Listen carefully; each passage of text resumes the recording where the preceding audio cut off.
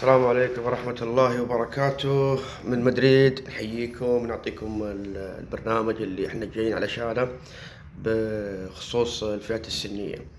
طبعا سواء حتى في الأندية اللي بيخلص حتى يعني الدوري حقه. طبعا هذه بشرحها بعدين مع اتش 13، يعني عندها برضو توجه مع لاعبينها اللي معهم. بس انا بتكلم عن اللي جيته هنا وشفته في اتلتيكو. يعني اتلتيكو ممكن يكون مرحله ثانيه لانهم يبغون لاعبين 40% الى 50% يكونون جاهزين.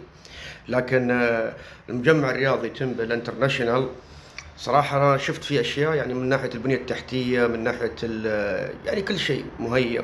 هم اللي يودون اللاعبين، مش والله تجي تقول والله لاعب ذا كويس. هم اللي بيشوفون، هم اللي بيقررون، هم اللي يقول لك احنا بنوديه كذا وبنوديه كذا. يعني شغل احترافي اللي شفته صراحة، وانت يمكن تابعته معي يعني سواء الفندق او